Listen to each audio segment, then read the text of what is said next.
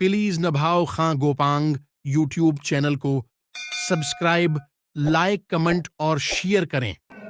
बिस्मिल्लाहिर्रहमानिर्रहीम। इब्तिदा है रब जलील के बबरकत नाम से जो दिलों के भेद बेहतर जानता है। मैं अपने तमाम व्यूअर्स का शुक्रिया अदा करता हूं जो मेरे चैनल को सब्सक्राइब करते हैं और वॉच टाइम देते हैं। नाज़रीन, कुछ अहम खबरें आपसे शेयर करनी थी। सबसे पहले आपसे इल्तमास है कि गज़ा फ़लस्तीन मुसलमानों के लिए दुआ करें, अल्लाह ताला उनकी गैबी इमदाद फरमाए। सबसे पहले खबर यह है कि अलीमा खान जो कि इमरान खान की बहन है, उन्होंने एक बयान दिया है कि नवाज़ शरीफ को इकामा पर सज़ा देना जजों की गलती है। तो सिर्फ इसको शॉर्ट यानी कि ख़बर को कट करके इस तरह पेश किया जा रहा है जैसे वो एक जजों ने भी गलत फ़ैसला किया था और अलीमा खान का भी झुकाव अब नून लीग की तरफ है। लेकिन असल में उन्होंने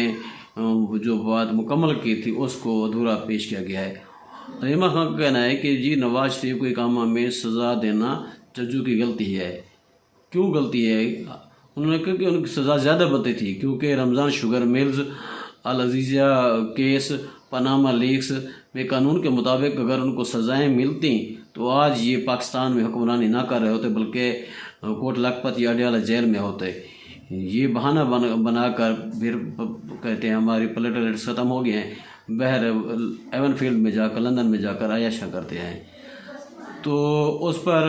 जो है ना ये कोर कमेटी पीटीआई की उन्होंने इमरान खान को बताया तो उन्होंने अपनी बहन को भी रोक दिया कि आपने कोई बयान नहीं देना किसी किस्म का, क्योंकि मुराद सईद ने ज़नाना आवाज़ में भी एक पैगाम दिया है, वो भी आपसे शेयर करते हैं।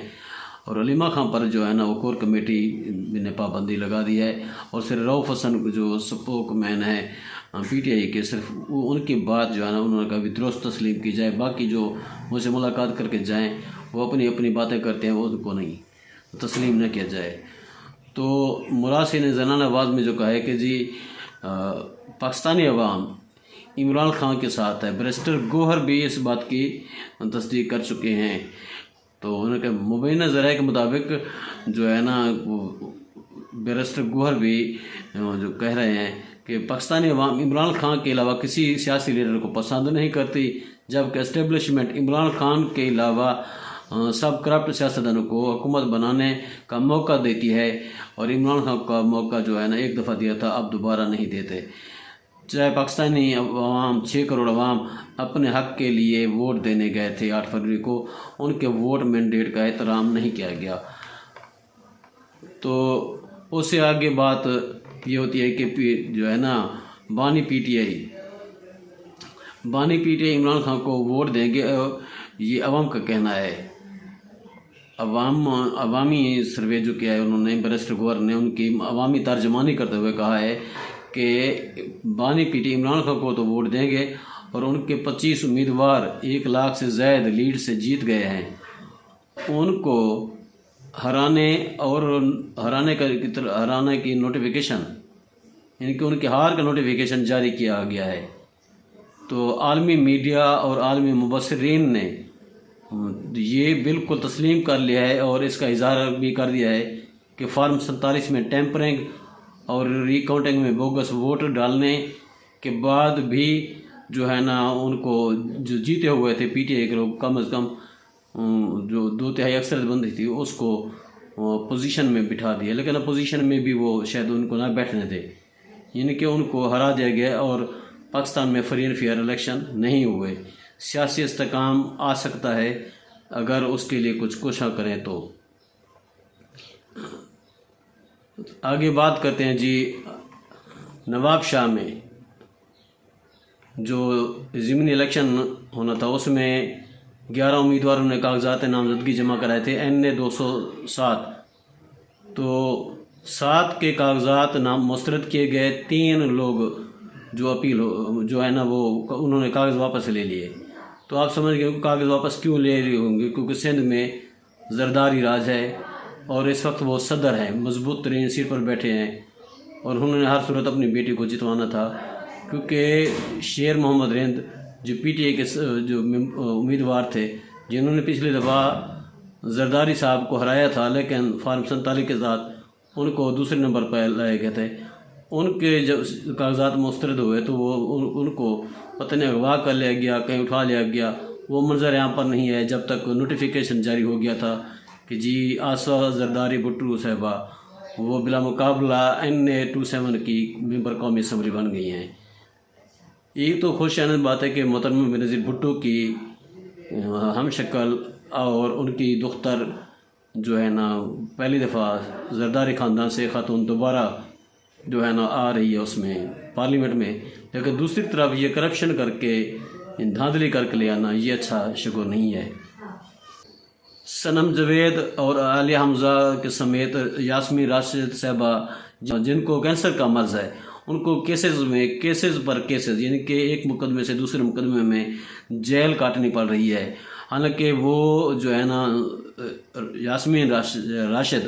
انہوں نے نواز شریف کو ہرایا تھا اور بھاری لیڈ سے ہرایا تھا، اس وجہ سے ان کو باہر نہیں آنے دیتے. حالانکہ وہ کینسر کے مریض ہیں، وہ بھی تو بہانہ بنا کر کہہ سکتے بھی میری کینسر کی وجہ سے میں نے علاج کرانے کے لیے باہر جانا ہے. لیکن وہ کہتے ہیں کہ ہم میاں نواز شریف کی فیملی کے بندے نہیں ہیں کہ ہم کہیں جی ہماری پلیٹیں ختم ہو رہی ہیں، پلیٹس ختم ہو رہے ہیں تو ہم جو ہے نا یہاں پر پاکستان میں نہیں، ہمارا علاج لندن میں ہوگا. انہوں نے کہا بھی ہمارا جینا مرنا پاکستان کے لیے ہے اور پاکستان کے میں ہی ہم رہیں گے. ظلم و جبر کرنے والے کا ضمیر سو جاتا ہے مگر وہ اللہ تعالیٰ کی عدالت میں اس کو حساب دینا ہوگا. تو آگے بات یہ ہے کہ پچھلے 3-4 سال سے نا ساری جماعتوں نے عوام اور اسٹیبلشمنٹ کو آمنے سامنے کر دیا ہے. اس میں خاص کردار جو ہے نا PDM سے لے کر PTI تک یہ جو ہے نا اب عوام کا رخ دوسری طرف ہے اور اسٹیبلشمنٹ کا رخ دوسری طرف ہے. تو اس میں پاکستان کے اندر سیاسی معاشی استحکام جو ہے نا وہ نظر آتا نہیں دکھائی دیتا. دوسری طرف PTI کے جو ہے نا وہ ورکر کہیں یا ان کے جو جیالے کہیں کچھ بھی کہیں، انہوں نے ایک عجیب سا لفظ استعمال کیا ہے کہ PTI کو جو زیادہ نقصان پہنچا ہے بانی PTI کو اور PTI کو یعنی کہ مکمل تحریک کو جو نقصان پہنچا ہے وہ قاضی فیض عیسیٰ صاحب کو پہنچا جو chief justice of supreme court ہیں، اور ان کے بارے میں ایک لفظ ٹاؤٹ کا استعمال کیا ہے جو میرے خیال میں مس کنڈکٹ ہے. توہین عدالت بھی لگ سکتی ہے ان پر، کیونکہ یہ بات کرنا زیب نہیں دیتا ایک سیاسی پارٹی کو کہ بھی کسی ایک اہم عہدے پر بیٹھے شخص کے بارے میں ایسی باتیں کریں. بے شک ان کے خلاف قانونی کارروائی جو ہے یا احتجاج کر سکتے ہیں آپ. اچھا، بلوچستان کے تمام سینیٹرز پنجاب کی طرح بلا مقابلہ منتخب ہو گئے ہیں. یہ بلا مقابلہ والا جو ہے نا سلسلہ تیسری جگہ پر پہنچ گیا ہے، آگے پتہ نہیں کہاں تک جائے گا. تو خیر، مبینہ ذرائع کے مطابق Ishaq Dar deputy prime minister بننے جا رہے ہیں، لیکن بلاول بھٹو ان کی راہ میں حائل ہو سکتے ہیں کیونکہ اسحاق ڈار وزیر خزانہ بھی نہ بن سکے، ان کی جگہ پر اورنگزیب صاحب آ گئے. تو پیپلز پارٹی حکومت کا حصہ بننے کے لیے تیار بیٹھی ہے، صرف فیصلہ کرنا ہے کہ عید الفطر کے بعد بنے حکومت کا کابینہ کا حصہ یا پھر بجٹ اجلاس کے بعد. اور لیکن جب وہ حکومت کا حصہ بنیں گے تو ان کی پہلی ڈیمانڈ جو ہے نا مبینہ طور پر وہ یہ ہے کہ بلاول بھٹو صاحب کو تو پہلی ترجیح تو ہے ڈپٹی وزیر اعظم کی، اور دوسری ترجیح ان کی ہوگی اگر وہ عہدہ نہ ملا تو پھر وہ دوبارہ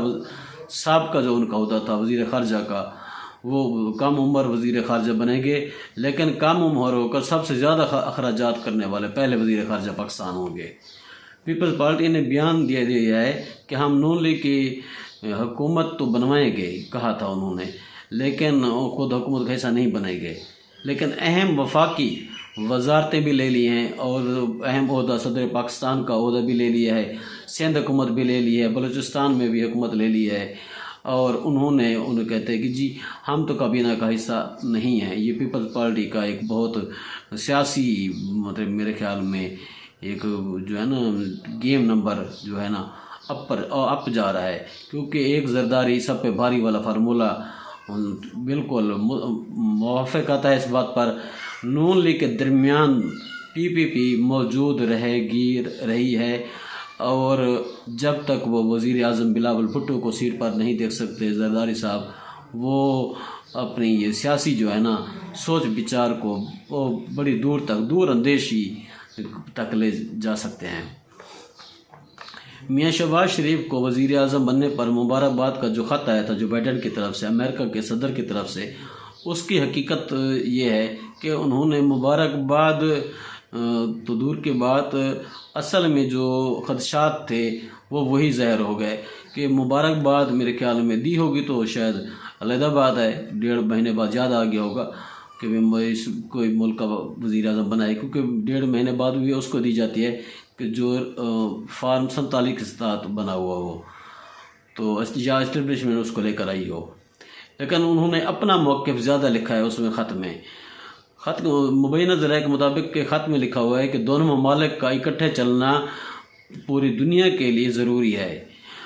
خصوصاً اس خطے کے مسائل، یعنی کہ جس خطے میں پاکستان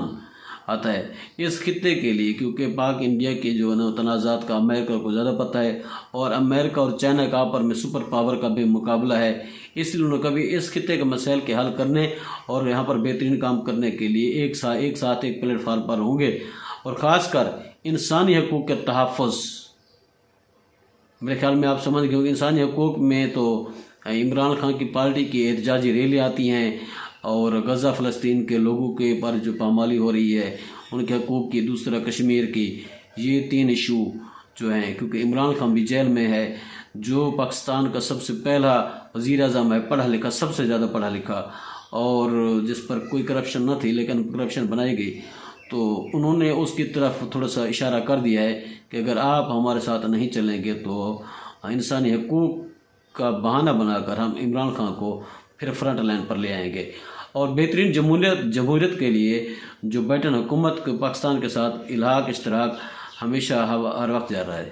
انہوں نے یہ کہ بھی ہم ہر وقت آپ کے ساتھ ہیں، لیکن انڈیا انہوں نے یہ دے دیا ہے کہ جیسے وہ پاک ایران جو گیس پائپ لائن کا معاملہ تھا، وہ میرے خیال میں اس کو جو ان کا معاملہ ختم کرنے کے لیے کہ تاکہ وہ پاکستان کا ایران کے ساتھ کوئی معاہدہ نہ ہو سکے سستا تیل کا یا سستی گیس کا، تو اسی لیے وہ ان کو جو ہے نا خط لکھ دیا ہے تاکہ ان کو باور کرا دیا جائے۔ اچھا، 2008 سے 2024 تک جو ججز ہیں ان کے لیے کیا باتیں ہو رہی ہیں؟ یہ 6 ججوں کا خط کا معاملہ، پھر اس کے بعد سپریم کورٹ میں جو ہے نا چیف جسٹس آف پاکستان نے فل کورٹ کا جو اجلاس بلایا، اس کے بعد قائد ایوان مطلب جو ہیں وزیر اعظم میاں شہباز شریف کو وہاں پر ملاقات کی، ان کے ساتھ 2-3 گھنٹے کی طویل ملاقات ہوئی، ایک وزیر قانون بھی ساتھ تھے، اور اس کے بعد جو ہے نا انہوں نے یہ کہا کہ یک رکنی یا فل کورٹ بینچ یعنی کہ انکوائری کمیشن، اب انکوائری کمیشن پر جو ہے نا بات وہ ابھی تک نہیں بن پائی، تو کافی لوگوں کا جو جن میں مطلب